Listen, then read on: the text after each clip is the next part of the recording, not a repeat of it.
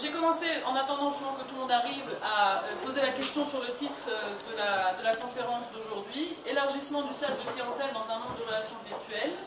Chacun a pu donner bonjour. Chacun a pu donner un peu son idée sur ce que ça faisait résonner chez lui et sur comment est-ce que c'était, on est tous tombés d'accord sur le fait que le titre de cette conférence, en fait, la connotation, c'est bien entendu d'élargir sa clientèle, mais aussi de se faire connaître, et on va en parler justement. Et relations virtuelles, pour tout le monde, en fait, ce que ça veut dire, c'est Internet. Donc c'est sur ça qu'on va parler pendant les 40 minutes qui nous restent. Voilà, donc déjà, je vais juste me présenter très rapidement. 15 ans d'expérience en marketing, donc pour répondre à la question de monsieur qui me demandait par qui j'étais employée, donc aux États-Unis, en France et en Israël. Depuis que je suis en Israël, été responsable de marketing de société à l'international. Tu veux fermer? Tu peux fermer. Maintenant, c'est bon, si tout le monde est arrivé, on peut fermer.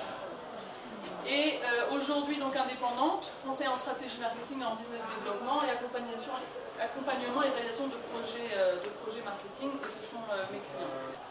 Alors, on parle d'élargissement de la clientèle. Et aujourd'hui, en fait, ce que ça veut dire, donc, de manière concrète, l'élargissement de la clientèle, c'est l'objectif pour nous tous. On est des entrepreneurs, on veut monter un business, mais pour nous tous, l'objectif, c'est de gagner de l'argent. Donc on est tous là, bonjour. On est tous là pour gagner de l'argent à la fin. On va développer son activité, on va penser à ses produits, on va parler à ses clients, on va faire on va créer toutes sortes de relations. Merci. Mais à la fin, notre objectif final, c'est de gagner de l'argent. Comment est-ce qu'on arrive à gagner de l'argent? En faisant des ventes. Jusque-là, je ne vous apprends rien, je décris simplement le processus. Comment est-ce qu'on a des ventes en développant notre base de prospects? Comment est-ce qu'on développe notre base de prospects en augmentant notre promotion? Et comment est-ce qu'on fait pour développer la promotion? Par du marketing. Donc aujourd'hui, en fait, on voit le lien direct entre comment le marketing nous permet d'arriver à notre objectif final, qui est quand même de gagner de l'argent. Alors le marketing aujourd'hui, et c'est là où on va arriver, c'est avant la révolution Internet et après la révolution Internet. On sait tous que depuis quelques années, la révolution Internet nous a donné beaucoup d'outils de communication, de vente. On en entend beaucoup parler, on ne sait pas trop comment les utiliser, et c'est pour ça qu'on est là. Avant la révolution Internet, les outils qui étaient à notre disposition, la télévision, la radio, les journaux, le bouche à oreille, tous ces outils-là marchaient. Ils avaient leurs fonctionnalités, et on va voir justement les côtés positifs et les côtés négatifs. Le côté positif, c'est qu'on avait beaucoup plus de chances d'attirer l'attention de prospects potentiels, parce qu'il y avait beaucoup moins de moyens de communication. Donc quand on sortait, quand on faisait une publicité à la télé ou à la radio, on était sûr d'atteindre notre public cible. Deuxième chose, c'est qu'on avait aussi plus de contrôle. On savait comment ça marchait, on avait les journaux, on avait la publicité, les encarts publicitaires, on avait le bouche à oreille, c'était quelque chose qui était accessible pour nous. Les points qui sont un peu plus négatifs, c'est que ça demandait un investissement beaucoup plus grand. Faire une publicité à la télé ou à la radio, c'était pas à la portée de tout le monde. C'était aussi impossible de vérifier l'efficacité. Vous mettez un encart publicitaire dans un journal, vous n'avez aucun moyen de savoir combien de personnes l'ont lu, même si des personnes ont pris un téléphone, même s'ils vous appellent après, vous ne savez pas d'où la publicité, d'où la personne est arrivée. Et vous n'avez pas non plus la possibilité de provoquer une action directe. Ça veut dire que même si je regarde une publicité à la télé ou j'entends une publicité à la radio, je n'ai aucun moyen de dire à la personne « prends ton téléphone maintenant, appelle-moi et viens me rencontrer ». J'ai aucun moyen de faire ça parce que la personne va l'entendre. Comme on le fait tous, à la radio, on est en train de conduire, on va le mettre dans un coin de sa tête, et puis un jour, peut-être, on se rappellera, tiens, c'était qui déjà? Et ce sera peut-être 3 mois après. Donc il n'y a aucune corrélation directe entre ce qu'on a entendu à la publicité et ce qui va se passer dans les faits. Après la révolution Internet, on a tous entendu parler des sites Internet, de tout ce qu'on va discuter d'ailleurs aujourd'hui, de comment se positionner sur Google, de Facebook, de tous les réseaux sociaux. Et on a été inondé d'informations, de savoir, on sait qu'Internet c'est un moyen génial de communiquer, nous-mêmes on l'utilise à titre privé, on a tous, j'imagine, un Facebook, un mail, en tout cas c'est sûr, on a tous vu un site Internet quelque part, chercher quelque chose sur Google, on voit bien que beaucoup de gens font des millions grâce à Google, mais nous on se dit, moi je suis petit, je ne sais pas trop comment faire, et autre chose qu'on faisait avant offline, ce qu'on avait dit en dehors d'Internet, on le fait sur Internet. Et des choses qui paraissent même très triviales, par exemple lire les nouvelles. Par exemple, s'amuser, passer du bon temps, acheter un produit. 66% de gens aujourd'hui achètent un produit sur Internet, c'est énorme. Ça veut dire quoi? Ça veut dire qu'aujourd'hui, si on veut être sur le marché, si on veut vendre quelque chose, on ne peut pas se permettre de dire « je fais une impasse sur Internet ». Ça veut dire qu'on fait une impasse sur 66% de la population. Les réseaux sociaux, bien entendu, ça on le sait que les gens passent beaucoup plus de temps, mais ça veut dire aussi que ça c'est la manière de communiquer socialement. 61% de notre vie sociale se passe sur Internet. Et ça, ce sont les chiffres de la population d'aujourd'hui, et ce sont des sources qui sont des chiffres. On ne peut pas se permettre de dire aujourd'hui, Internet, finalement, moi je fais une impasse, je continue avec le bouche à oreille. On voit bien au niveau des pourcentages, on cherche un produit sur Internet, 78% de gens cherchent un produit d'abord sur Internet. Alors on se dit, tiens, Internet, c'est vrai, ok, on m'a dit que c'était important, je vois 78%, 80%, c'est important, je dois y être, je réfléchis, j'ai une super idée, qu'est-ce que je fais? Un site Internet, forcément, je commence par un site Internet. Jusque-là, tout va bien, on va avoir un site Internet, on va avoir une présence sur Internet, on va avoir une page, on va pouvoir dire, oui, oui, oui, moi je sais très bien comment faire, comment être sur Internet en tout cas, peut-être pas faire du marketing, mais comment être sur Internet, je vais faire un site Internet. Alors il faut savoir que votre site Internet, c'est comme votre carte de visite. Ça veut dire la même chose, de la même manière, j'ai mis mes cartes ici d'ailleurs, de la même manière que vous avez une carte de visite et que quand vous rencontrez quelqu'un, la première chose que vous faites, c'est vous donnez votre carte pour qu'il ait votre numéro de téléphone et votre mail pour vous contacter. Un site Internet, c'est exactement la même chose. La seule chose, c'est que si vous ne faites pas de campagne promotionnelle, si vous ne faites pas vivre votre site Internet, c'est comme si vous gardiez votre carte de visite dans la poche. C'est comme si maintenant, aujourd'hui, je la mettais ici dans mon sac, et ça ne sert à rien. Ça veut dire que tout ce que vous avez investi pour mettre dans votre site Internet, que ce soit le logo, que ce soit le design, que ce soit la couleur, les heures qu'on passe à réfléchir à quel est le type de contenu, et le type d'information qu'on veut faire passer. Et c'est des choses qui nous préoccupent parce qu'on veut que notre site Internet ait l'air comme notre maison. On veut, forcément, on veut la décorer, on veut que ça ait l'air de bonnes couleurs, le bon logo, et on va passer des heures et des heures à l'écrire. Moi, aujourd'hui, ce que je viens vous dire, c'est que si vous avez investi et de l'argent, et du temps, et de l'énergie dans votre site Internet, mais que vous ne l'avez pas fait vivre, c'est comme si vous n'avez rien fait. Ça veut dire que c'est comme si vous aviez une maison, mais vous aviez dit à personne où venir vous voir. Donc ça revient en même. Votre présence sur Internet, aujourd'hui, qu'est-ce qu'elle peut vous apporter? Elle peut vous apporter, et c'est la différence qu'on faisait tout à l'heure par rapport au titre qui était développer sa clientèle, elle peut vous apporter de la publicité, ce qu'on appelle la chassifa en hébreu. Votre site Internet sans activité, si vous le mettez sur votre carte de visite, tenez, il va voir mon site, ça va apporter la publicité. Ah oui, il va voir, ah, elle a un joli site, c'est bien, ça donne en tout cas une belle image. Mais ça peut également générer de la prospection. Et c'est pour ça qu'on est là, c'est pour savoir comment concrètement on peut utiliser notre présence sur Internet, pas seulement pour améliorer notre image et pour faire des jolis logos, mais aussi pour concrètement créer du buzz et créer une campagne promotionnelle qui vous permette à la fin, comme on a vu notre objectif premier, c'est de faire de l'argent. Et pas juste de raconter des histoires. Alors, le site Internet, c'est en fait la base et le point de départ. Donc quand on dit je suis sur Internet, j'ai fait un site, il faut savoir que vous avez juste commencé votre chemin sur Internet. C'est votre base de départ parce qu'autour de ce site qui est la plateforme principale et centrale de votre activité sur Internet, vous avez toutes ces activités, et encore, j'en ai d'autres qui ne sont même pas encore dans ce cercle-là, qui sont des activités qui sont essentielles pour faire vivre votre promotion sur Internet. Alors, on commence par le plus connu, c'est Google. C'est ce qu'on appelle ici Search Engine, donc c'est tout ce qui est moteur de recherche. Tout le monde en entend parler, tout le monde sait que Google c'est le monstre aujourd'hui sur Internet. Aujourd'hui, on va voir comment on peut faire justement pour se positionner sur Google. Et la deuxième chose dont tout le monde entend parler et qui est aussi très très puissante, c'est les réseaux sociaux, donc social media, et les réseaux sociaux que vous connaissez, j'imagine, certains d'entre vous, en tout cas au moins Facebook, mais vous avez aussi LinkedIn, YouTube, Twitter, il y en a encore d'autres, hein, je ne vais pas tous les faire, mais en tout cas pour vous dire qu'aujourd'hui, le site Internet en fait n'est qu'une plateforme pour pouvoir communiquer avec les moteurs de recherche, en l'occurrence Google, avec les réseaux sociaux, et vous voyez ici encore que les forums, les blogs, tout ce qui est les nouvelles sur Internet, les informations, tout ça sont des choses qui doivent lier au site Internet pour faire vivre justement votre activité sur Internet. Alors, on commence par Google parce que c'est le monstre. Aujourd'hui, il faut savoir que Google, c'est comme les pages web. Ça veut dire quoi? Ça veut dire qu'aujourd'hui, les clients potentiels vont sur Internet pour chercher des informations. Et Google est le point de départ et même le point d'arrivée. Il n'y a pas une personne qui aujourd'hui recherche une information et qui ne passe pas par Google. Alors il y a rechercher des informations comme où est-ce que je vais passer mes vacances, ou quelle est cette technologie, j'ai entendu parler d'un mot, mais il y a aussi quand je veux acheter un frigo, quand je veux chercher une agence de voyage, quand je veux acheter un ordinateur. On est tous là dans cette salle sans être nous-mêmes des entrepreneurs, on est tous nous-mêmes des acheteurs potentiels sur Google, et donc on peut bien s'imaginer que nos clients et nos prospects potentiels sont eux aussi sur Google et sont eux aussi très confrontés à cette réalité. Alors quelques chiffres juste pour vous donner, parce que c'est vraiment très impressionnant, 88 milliards de recherches par mois sur Google. Voilà, je pas inventé, il y a des sources, je peux dire jusqu'à demain matin que Google n'est pas important, que j'ai pas besoin d'y être. Ça veut juste dire qu'on fait l'impasse sur 88 milliards de recherches. Donc c'est un choix, il faut juste savoir quelles sont les conséquences. Par jour, 3 milliards de recherches. Et dans ces recherches-là, justement ce qu'on va voir, c'est que 57% de ces recherches sont faites donc tous les jours, mais ce que je voulais surtout dire, c'est que 46% sont faites sur les produits ou sur les services. Ça veut dire que les gens qui sont sur Google ont un objectif très précis, ils veulent acheter, ils veulent dépenser leur argent, ils veulent vérifier la qualité des produits et des services, et 20% de ces recherches sont sur des business locaux. Ça veut dire quoi? Ça veut dire qu'aujourd'hui on est à Jérusalem, si on a l'intention de monter un business ou de gagner de l'argent en ayant des clients, on est obligé d'être sur Google. Et là, ce que je dis, ça se prouve par les chiffres. Donc si c'est tellement important, comment est-ce qu'on fait pour être référencé?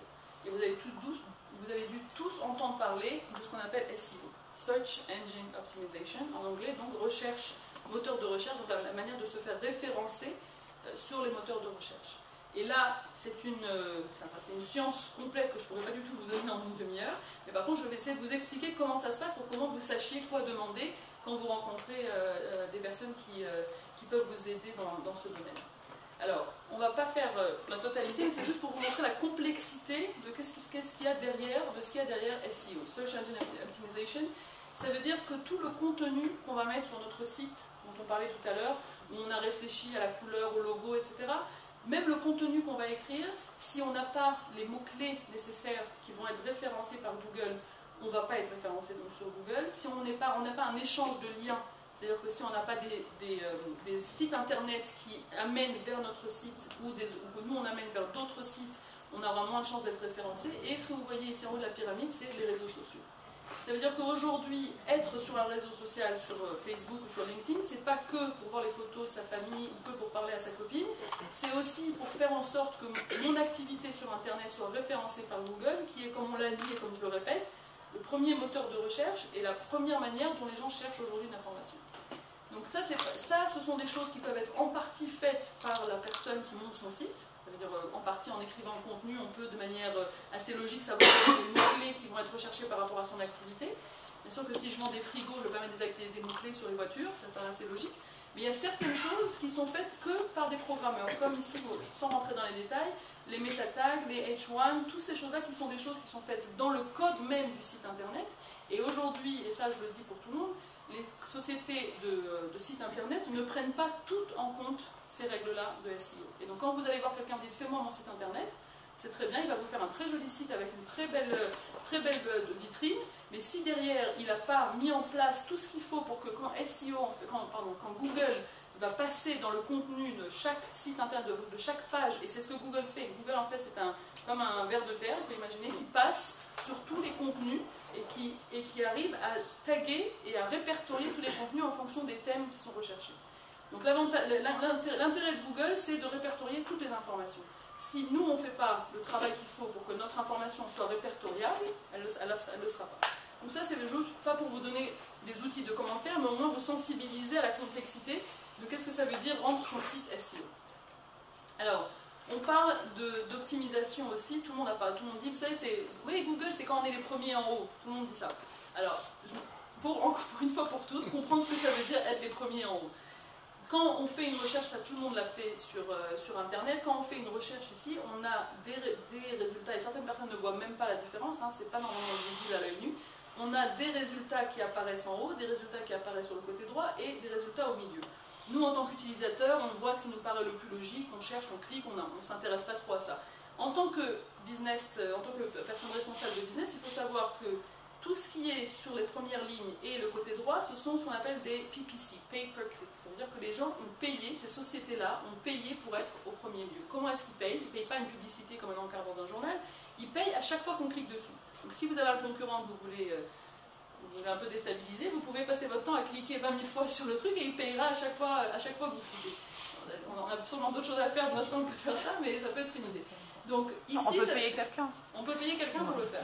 Google, moi je dirais c'est déjà payer. Google l'a prévu ça. C'est vrai qu'il y a aussi des limites à ça, mais c'est juste pour vous dire qu'en fait les personnes qui sont là, en fait ont décidé, parce que ce sont des personnes qui ont conscience, comme ce qu'on est en train de faire maintenant, de l'importance du positionnement sur Google, et qui ont dit, moi aujourd'hui, au lieu d'investir, ou peut-être en parallèle d'investir dans un journal ou dans une radio qui va me coûter le triple ou le quadruple, je vais investir ici en fonction du mot-clé que je recherche, et je vais avoir des personnes qui vont me voir en premier. Voilà.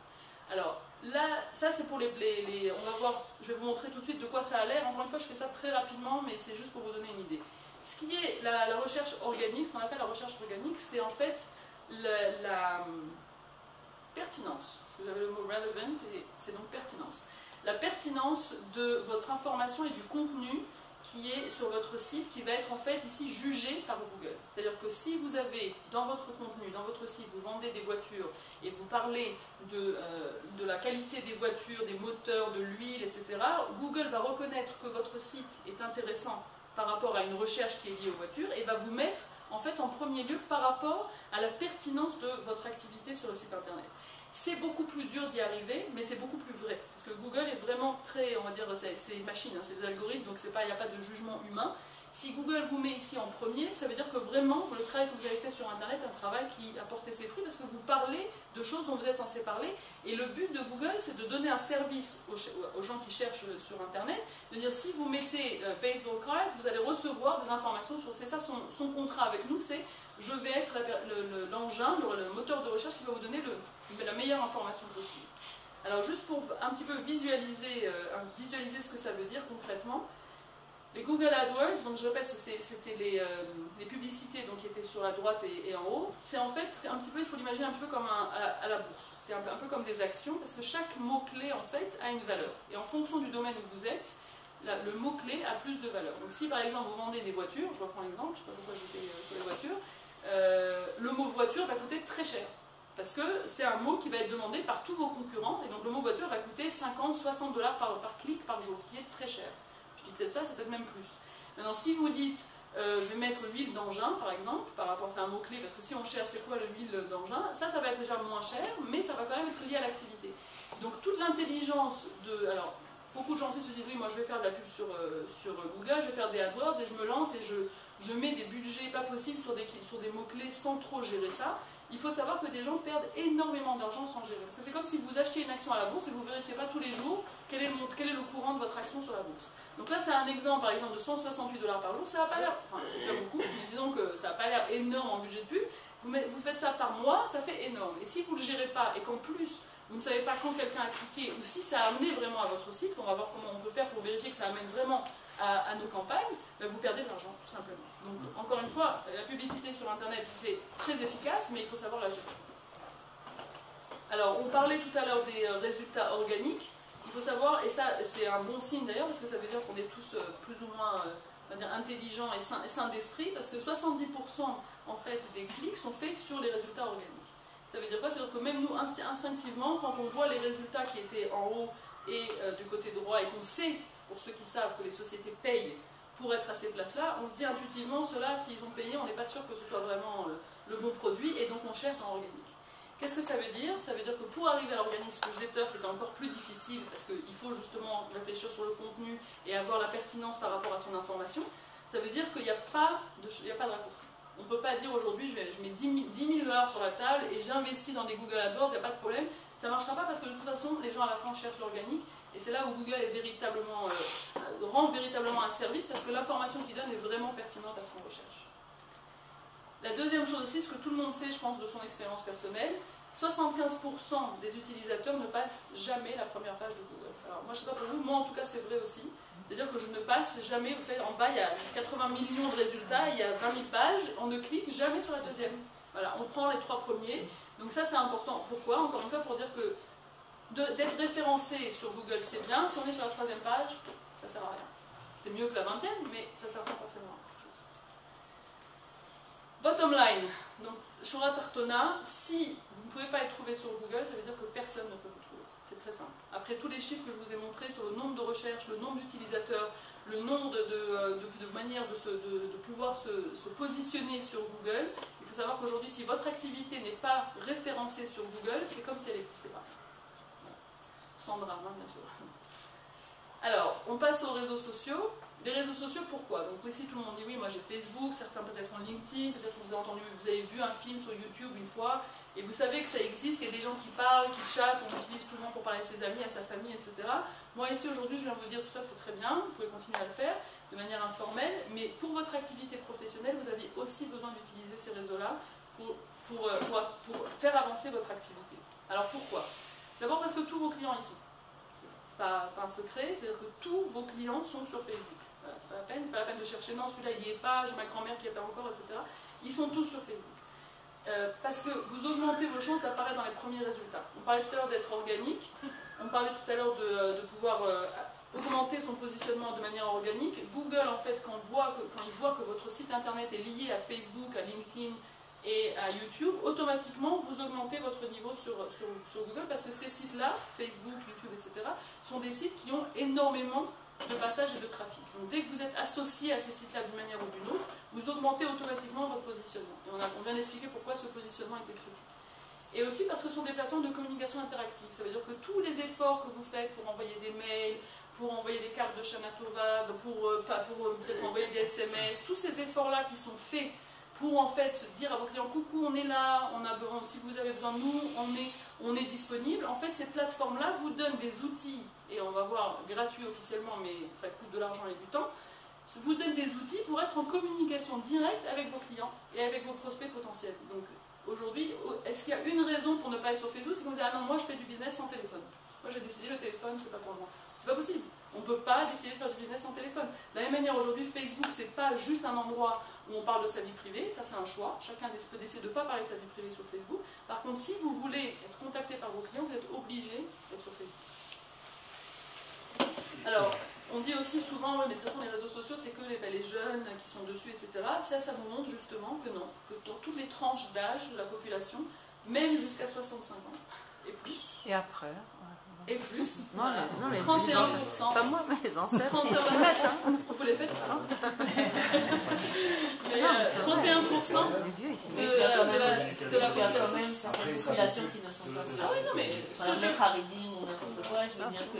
On peut en discuter et on peut décider que on peut en parler après et que son public cible, c'est les Haredim et qu'il faut se concentrer sur ça. Ça, c'est un cas particulier. On est d'accord que les Haredim, c'est un cas particulier. La majorité sont sur Facebook. Donc ça, c'est pour vous montrer ça. La deuxième information qui, moi, en tout cas, aussi m'a étonnée, c'est que Facebook est devenu le deuxième moyen de communiquer après le mail. Ça veut dire qu'aujourd'hui, quelqu'un qui a le choix entre envoyer un mail par une boîte Hotmail ou Gmail ou quoi que ce soit, ou un mail par Facebook, il va en deuxième position. Et ici, c'est bien précisé pour l'instant, ça veut dire que ça va changer. Et Facebook aujourd'hui est la deuxième manière avant le téléphone. C'est fou, ça veut dire qu'aujourd'hui, quelqu'un qui veut communiquer avec quelqu'un d'autre, il va rentrer sur Facebook. Il y avait une autre information que je n'ai pas mis parce que je ne voulais pas que ce soit trop long non plus, c'est de montrer aussi que le nombre de gens, et j'ai plus le chiffre en tête qui était très élevé, de gens qui rentrent sur Internet par Facebook. C'est-à-dire que c'est leur page d'accueil, c'est Facebook. C'est-à-dire que c'est comme ça, ils ont leur porte d'entrée, c'est Facebook.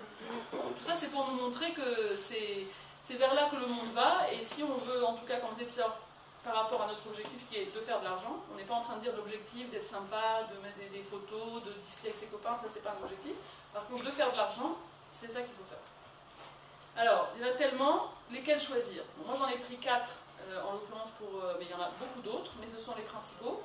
Et on va rapidement en faire quelques-uns. Donc Facebook, je ne sais pas si tout le monde sait, il y a les pages personnelles, vous avez votre photo, votre chien, votre bébé, etc.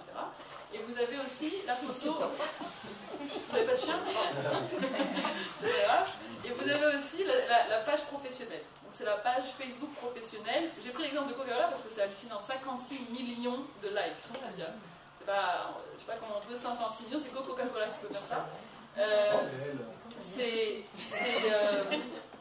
L'avantage de cette page, donc encore une fois, il faut savoir en tout cas, et ça j'en ai parlé tout à l'heure avec quelqu'un qui ne le savait pas, il faut savoir que c'est interdit d'utiliser une page personnelle pour faire du business. C'est-à-dire moi je dis maintenant je prends ma page personnelle et je vais promouvoir mon activité professionnelle dessus, je n'ai pas le droit de le faire. Si Facebook le trouve, il me ferme mon compte, et c'est déjà arrivé. Il y a un compte fermé sur même Facebook. simplement mettre des statuts, prendre des statuts. Non, des statuts, on peut faire ce qu'on veut, mais si c'est des statuts, on peut faire ce qu'on veut, mais on ne peut pas utiliser sa page personnelle avec un logo, par exemple. Ah, okay, ça peut être un logo ici et dire, l'utiliser quand... Bon, de toute façon, ouvrir une page professionnelle, c'est aussi simple que d'ouvrir un profil perso. Il y a pas, après, bien sûr qu'il y a toute une science derrière pour savoir comment augmenter le nombre de likes et quel genre de post mettre, des photos, etc. Mais en tout cas, pour vous dire que cette manière d'être présent sur Internet, c'est peut-être même plus important qu'un site Internet. Et d'ailleurs, il y en a même qui disent qu'avec le temps, les gens n'auront plus de site Internet, ils n'auront que des pages Facebook. Et c'est pourquoi? Parce qu'en fait, aujourd'hui, Coca-Cola, quand il met un contenu sur son site Internet, personne ne peut réagir. Moi, je vois, je sais pas, une nouvelle boisson, Cola 5, j'en sais rien, Cola 5, et ben je vois, je dis, ah, c'est sympa et tout, je vais réfléchir dans ma tête, je vais en parler à mes copains, je vais faire tout ce que je veux, mais je ne peux pas réagir. Sur Facebook, je peux réagir tout de suite. Et c'est ce que les commerçants veulent, c'est ce que les business veulent. Ils veulent avoir le feedback, ils veulent avoir, qu'est-ce que vous en pensez? Donc Coca-Cola, bon, je ne peux pas scroller là, mais Coca-Cola va mettre demain, on organise un événement à Jérusalem, tout de suite on aura 20 commentaires, on aura tout de suite le feedback. Donc Facebook a une plateforme interactive et qui nous permet de savoir ce que nos clients ou nos prospects, en tout cas potentiels, pensent. Alors, en deux mots, vraiment, j'ai essayé de mettre les informations les plus essentielles. Facebook, c'est pour tout public, en général pour les utilisateurs finaux, donc les clients finaux. Si vous faites du B2B, donc business to business, c'est pas la plateforme idéale. Si vous faites du B2C, donc business to consumer, c'est la plateforme idéale. Plutôt jeune, mais on a vu tout à l'heure que ça passait aussi toutes les tranches d'âge. Le contenu doit être informel, on ne va pas mettre une revue technologique avec une définition scientifique sur Facebook, ça c'est pas du tout l'objectif. Et surtout photo, vidéo, c'est ça que les gens veulent, c'est ça que les gens regardent, les textes ils les lisent plus. Publicité, il y a la possibilité de faire les PPC, paid per click, dont on parlait tout à l'heure, on a la possibilité de le faire sur Facebook aussi. Et c'est en fait, je vais vous montrer juste après où est-ce que ça se situe dans la page. Et il y a aussi la possibilité de faire ce qu'on appelle du partage, du share, mais de payer pour ça aussi. Ce que vous faites de manière informelle en disant ah, j'ai vu une vidéo, elle est sympa, il y a la possibilité aussi de le faire en payant. Et les différents types de profils dont je parle, le profil personnel, la page professionnelle, les groupes, les événements et les différents moyens de communication.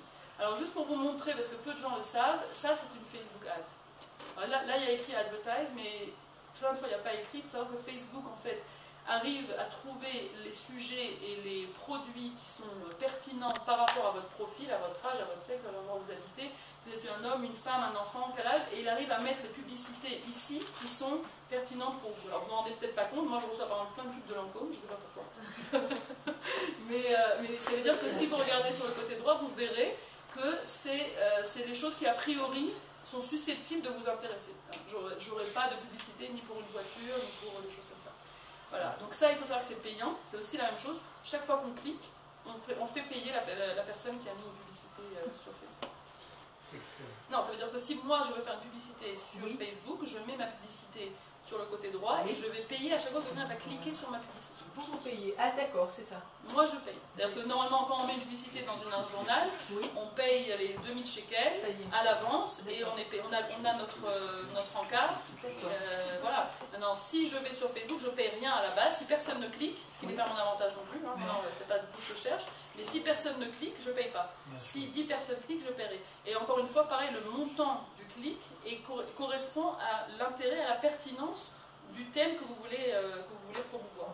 Donc s'il y a énormément de demandes pour promouvoir par exemple, les maquillages, et ben, Lancôme va payer très cher pour faire des publicités de maquillage. C'est une question d'offre et de demande. Voilà. Alors, on va aller un peu plus ciblé en fait. Pardon? Et ça va être déjà plus ciblé puisque ça va aller sur les pages. Ah oui, alors ça, voilà, Facebook de toute façon le fait de manière naturelle. C'est un win-win-win, je veux dire. C'est win pour Facebook parce que Facebook veut recevoir l'argent de publicité. C'est win pour les business parce que moi je veux apparaître sur les pages des gens. Pas besoin d'être par exemple sur les pages de Tel Aviv, ça ne m'intéresse pas. En tout cas, pas aujourd'hui. Donc chacun peut décider et filtrer en fonction. Non, Facebook le fait de manière naturelle. C'est pas automatique, mais je veux dire, c'est pas moi qui le fais. Alors LinkedIn c'est je ne sais pas si vous en avez entendu parler, en tout cas c'est un réseau social qui est très intéressant au niveau professionnel. Il y a énormément d'échanges, de groupes qui se font au niveau professionnel, même au niveau contenu, quel que soit le domaine dans lequel vous êtes. Énormément d'experts qui se prétendent, en tout cas savoir de quoi ils parlent et qui partagent leur avis et leurs échanges et les articles et les références et les liens sur LinkedIn. Donc même à titre personnel, c'est quelque chose qui est intéressant, mais à titre professionnel encore plus. Parce que vous avez la possibilité de filtrer aussi, et c'est ça que j'ai montré avant juste. Voilà, ça n'arrive pas avec l'or. Voilà. Vous avez la possibilité, en fait, là je vais donner un exemple de possibilité de filtrer, là c'était une recherche sur des architectes à Jérusalem, de filtrer où est-ce qu'ils sont et quel type d'industrie vous recherchez. Alors aujourd'hui, bon, LinkedIn, tout le monde en entend parler quand on cherche du travail. J'en parle pas dans ce contexte-là parce qu'on n'est pas là pour chercher du travail, n'est-ce pas Yael? Mais vraiment, Yael sait que c'est un outil qui est très utilisé pour chercher du travail. Et voilà, donc ça c'est LinkedIn, donc on va aller un peu plus vite. Voilà. Donc échange professionnel, il y a aussi la possibilité de faire de la publicité sur Twitter. Alors Twitter, c'est une plateforme qui n'est pas très connue et très utilisée en Israël. Il faut savoir qu'en France, aux États-Unis, si vous faites du business avec la France, aux États-Unis, c'est très connu. Mais il faut savoir qu'ici, ça n'a pas tellement marché, pas de publicité, et ça marche surtout pour un public d'intérêt, pour un public qui ont un intérêt technologique et qui sont assez jeunes et assez dynamiques. On va aller plus vite. YouTube. Alors, YouTube, il y a YouTube que vous connaissez quand vous dites t'as pas vu ce film sur YouTube, etc. Il y a aussi les chaînes YouTube. Quand vous êtes une entreprise ou même un business et que vous avez plusieurs vidéos, derrière Hagar, c'est un moyen excellent pour faire de la promotion. YouTube, c'est les chaînes, on peut créer sa propre chaîne, comme ici c'est la chaîne de Carmel, c'est sa propre chaîne YouTube avec toutes ses vidéos, au lieu de les avoir séparément. C'est payant? C'est vrai, c'est un truc gratuit ou c'est payant? C'est gratuit. Waouh. C'est une manière différente d'organiser ces vidéos. Au lieu de les avoir sur YouTube chercher, tu les mets. Et après, ça peut être aussi accessible à d'autres personnes, enfin quelqu'un qui fait une recherche. Non seulement ça, mais normalement, le meilleur moyen pour mettre une vidéo sur ton site internet ou même sur Facebook, c'est de la mettre sur YouTube d'abord et après de la faire, je sais pas comment dire en français, embedded. Et donc, ça veut dire que quand tu marques YouTube sur ton site internet, ça arrive sur cette page-là? Exactement. La chaîne YouTube, c'est ta chaîne YouTube. Wow. Et Google nous référence beaucoup plus. Alors, il y a d'autres moyens de faire de la publicité. Encore une fois, je touche vraiment très rapidement beaucoup de sujets. C'est ce qu'on appelle les bannières de publicité, vous avez peut-être entendu parler. Ça se passe un peu comme dans un journal. Ça veut dire qu'en fait, là, je vous ai montré un exemple de plusieurs types de bannières où en fonction de l'intérêt du site internet, de sa position sur Google, de son lien avec vous, le prix peut être de 500 à 5000 shekels d'une bannière. Donc, il faut savoir que ça peut coûter beaucoup d'argent. L'intérêt ici, c'est pas juste d'avoir une bannière, parce que juste de dire, bon, enfin ça peut être un intérêt de publicité et d'image, hein, de dire voilà, on voit mon nom ici, Sky in France, ok, c'est bien.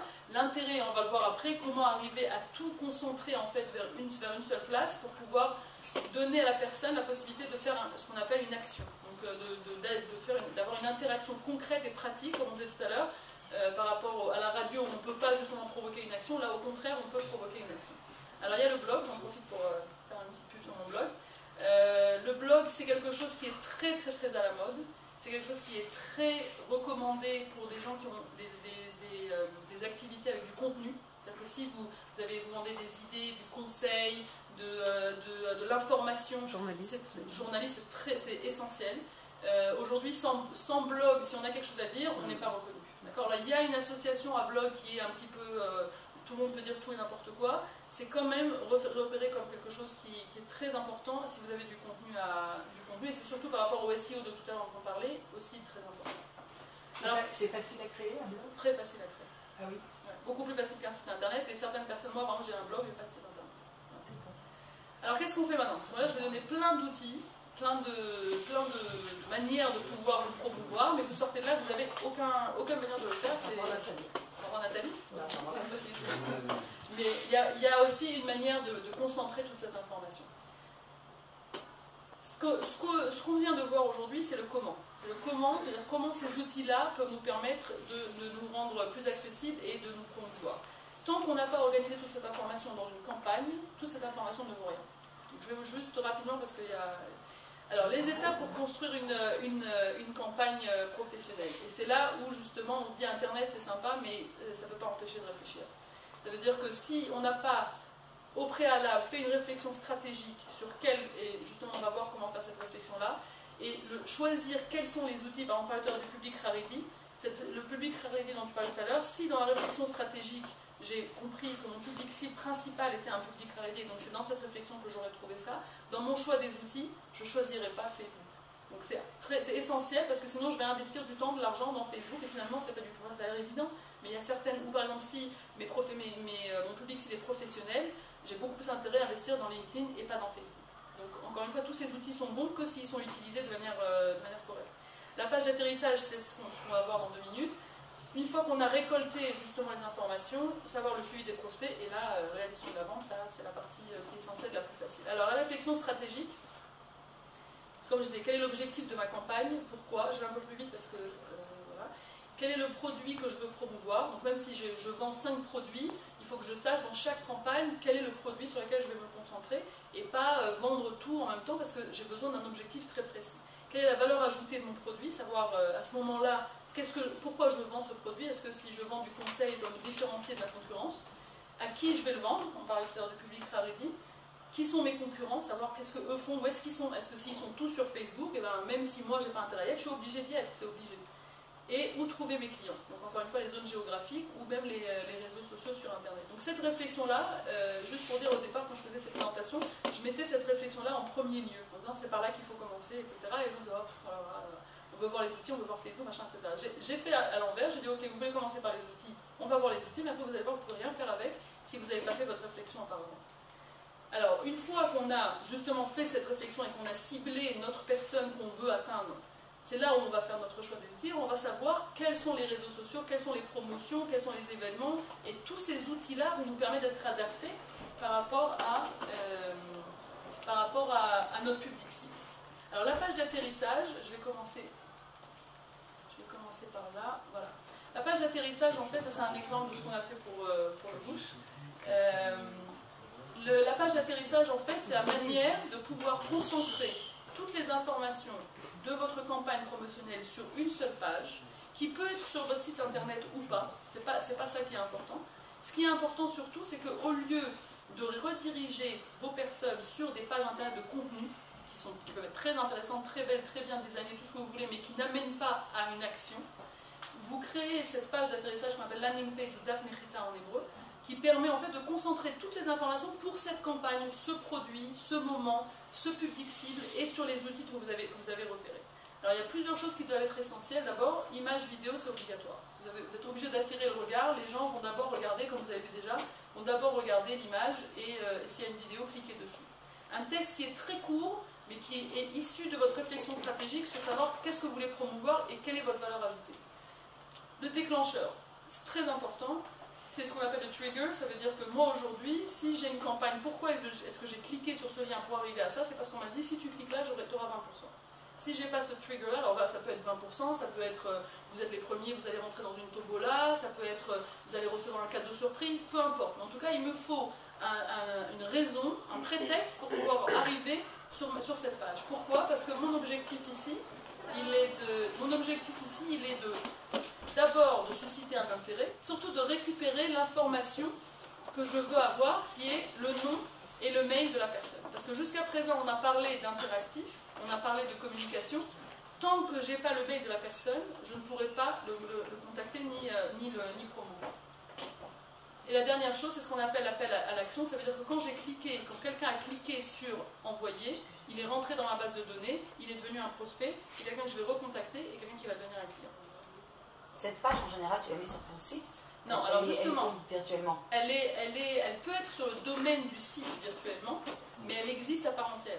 C'est-à-dire qu'elle n'est pas censée être... Là, on voit dans le design... Pourquoi elle ne serait pas sur le site? Elle peut être sur le site, mais notre objectif ici, c'est de pas que le visiteur ne s'échappe pas.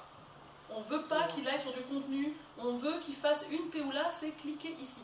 Si on lui met en haut une barre de navigation avec About Us, ah tiens, je vais voir qui ils sont, je m'enfuis, c'est fini, je l'ai perdu.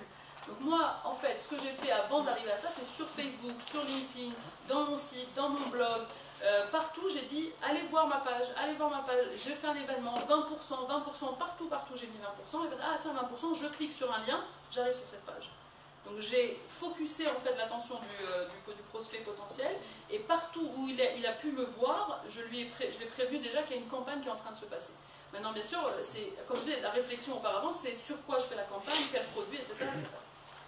Alors, un prospect qui m'a donné son mail a exprimé forcément un intérêt. À partir du moment où il m'a donné son mail, c'est qu'il m'a dit « j'ai envie d'un contact avec toi ». Je ne sais pas si c'est acheter, je ne sais pas si c'est prendre un café, en tout cas, je veux un contact. Oups, pardon.